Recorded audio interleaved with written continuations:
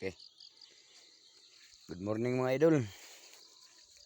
Mag-update na po sa itong tanong idol nga karong panahon na idol perting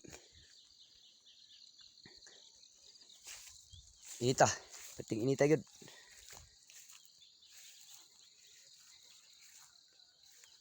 Ito na yung nangyayari sa ating taniman idol na kamatis or tomato. Sa ibang farmers dyan nga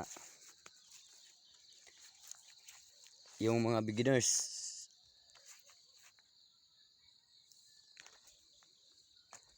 sasabihin ko sa iyo kung ano ang gagawin nyo pag ito mainit ang panahon. Kasi ito may dulo,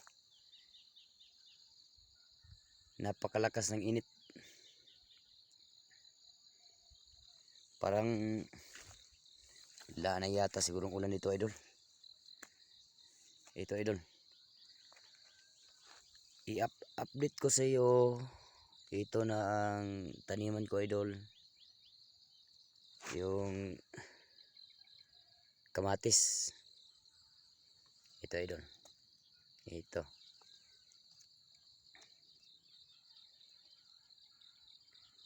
kapag ganito na yung taniman nyo idol na kamatis, huwag nyo na itong raraisiran. Kasi pag mag ricer kayo idol, ito mga laglag yung dahon na ito. Diligan nyo lang ng tubig yung mga ugat lang niya, yung didiligan nyo para makasurvive yung tanim nyo. Ito idol, ito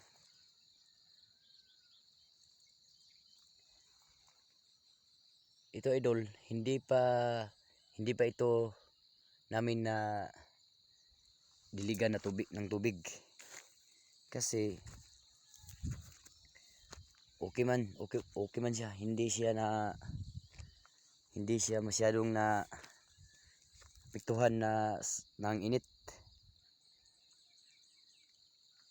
Malalaman nyo idol kung yung isang tanim na kakailanganin niya ng tubig. Ipapakita ko sa inyo yung tanim na kakailanganin ng tubig. Kailangan niya ng tubig kasi ito hindi na ito idol. Kapag diligan siya ng tubig, raraisiran nyo, mabasa ito, yung dahon mababasa lahat.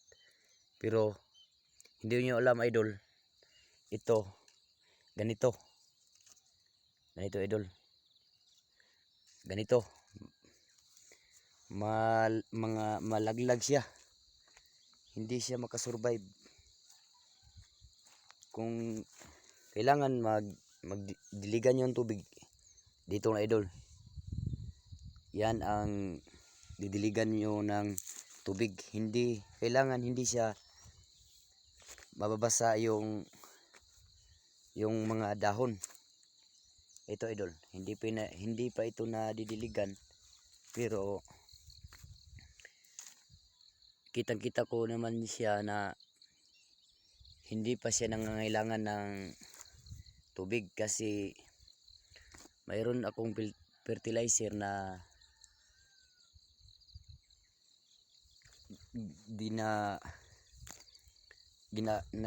nakasuporta sa kanya na hindi siya maano ng init. Ang mangyayari dito idol, kapag kailangan niya ng tubig, ang mangyayari sa tanim mo idol, ito idol, kapag ganito na ang taniman nyo na kamatis, kakailanganin niya ng tubig. Ito kasi yun, masyadong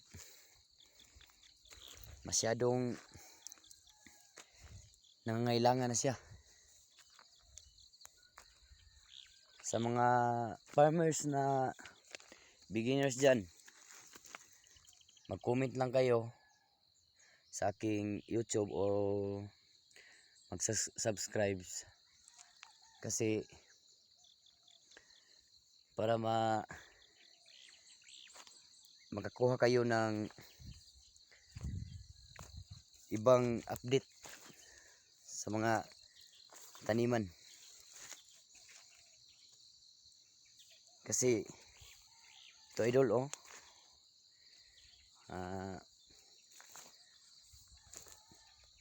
malaki ang gastos ng tanim kapag wala kang madidiskarte. Hindi ka maka-aani ng mga tanim kapag ngayon mainit, masyadong mainit. Kailangan mo ng kailangan mong agresibo sa iyong tanim. Ito nga idol, oh. Kung sinong mga beginners na mga farmers dyan, mag-subscribe lang kayo sa kong YouTube channel o mag-share para ating susunod na update sa fertilizer, malalaman nyo kung paano ko siya dinipinsahan kung tag-init. I-update ko sa inyo lahat para malalaman nyo. Ito idol, ito masyadong parang okay na siya idol. Ito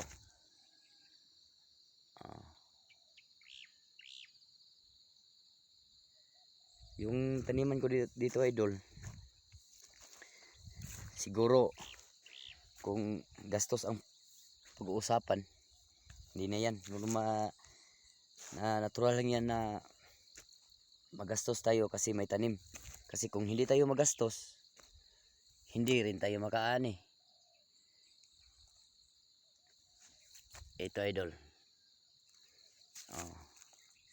ito sa mga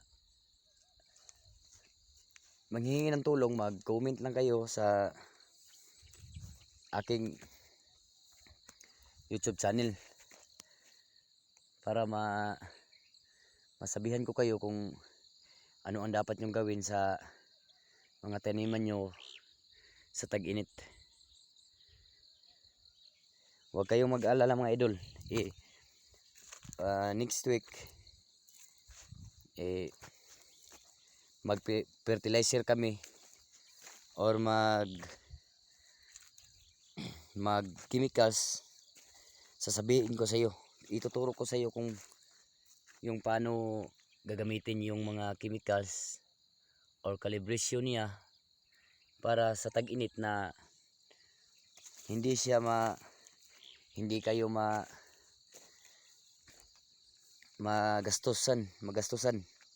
Yung tanim nyo okay pero hindi kayo magastusan sa mga fertilizer o chemicals.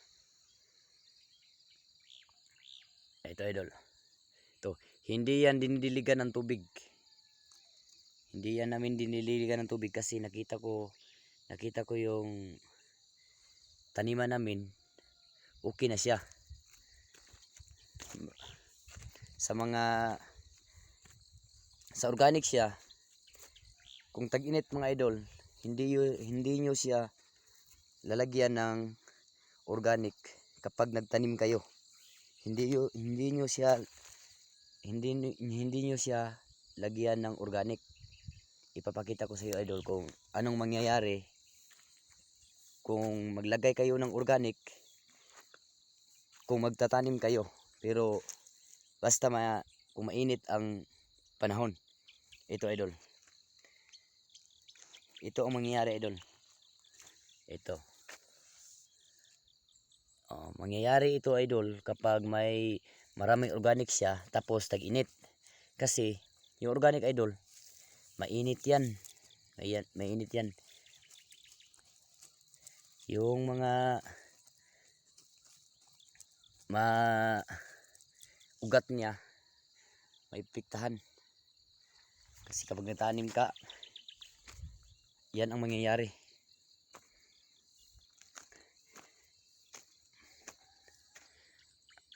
Abangan nyo next week idol. Magbablog naman ako sa aking taniman sa mga fertilizer. Ituturo ko sa iyo kung paano ko gagamitin yung mga fertilizer. Ito idol.